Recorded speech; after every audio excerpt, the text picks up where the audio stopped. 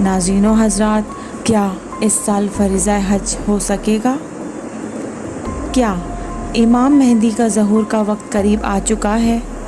دوسرے یوٹیوبرز حج منسوخ ہونے کو قیامت کی نشانی میں سے ایک نشانی کہہ رہے ہیں۔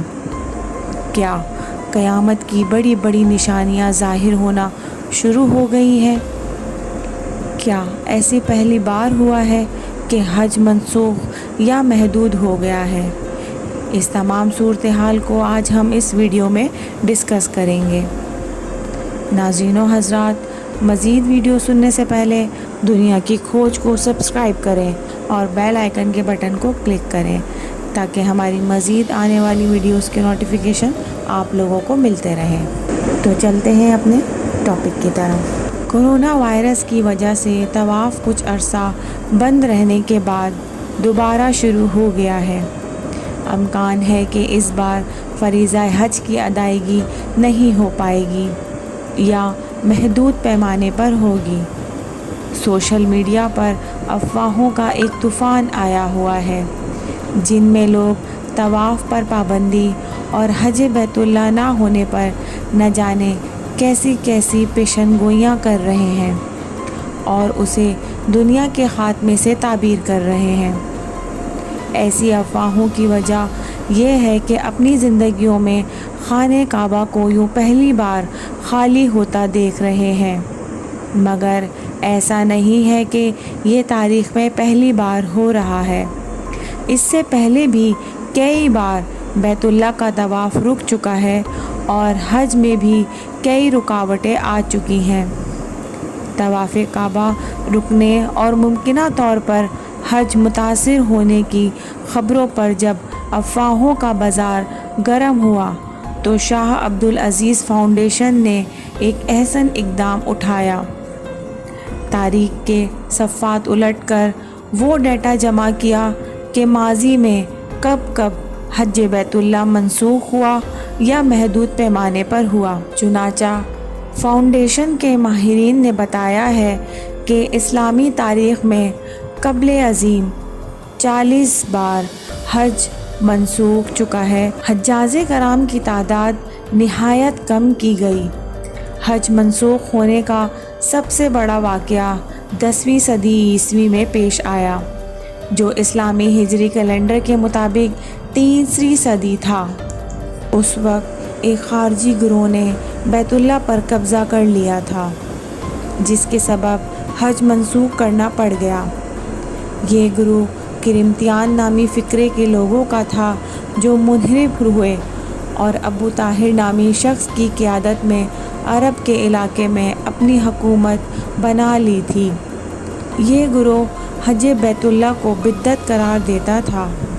چنانچہ 930 عیسوی میں ابو طاہر حج کے موسم میں اپنا لشکر لے کر مکہ پر حملہ آور ہو گئے۔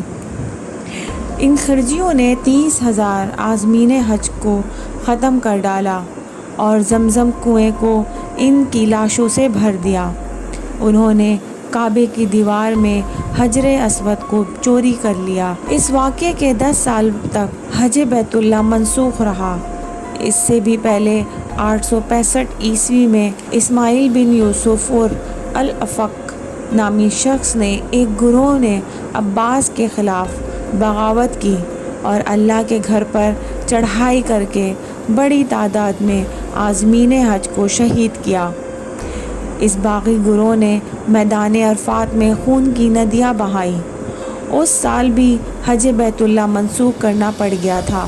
1000 سال عیسوی میں انتہائی معمولی وجہ پر حج منسوخ کیا گیا۔ 1000 سال عیسوی میں انتہائی معمولی وجہ پر حج منسوخ کیا گیا۔ وجہ یہ تھی کہ سفر کے ذریعے سامان انتہائی مہنگے ہو گئے تھے۔ لوگوں کو مکہ پہنچنے کے لیے کئی گن زیادہ پیسے ادا کرنے پڑ رہے تھے، جس پر حج کی منسوخ کر دیا گیا تھا۔ 1831 میں طاعون کی وبا پھیلی تھی جس نے لگ بھگ پوری دنیا کو اپنی لپیٹ میں لے لیا تھا۔ اس وقت کے متحدہ ہندوستان میں بھی کروڑوں لوگ لقمہ اجل بن گئے تھے۔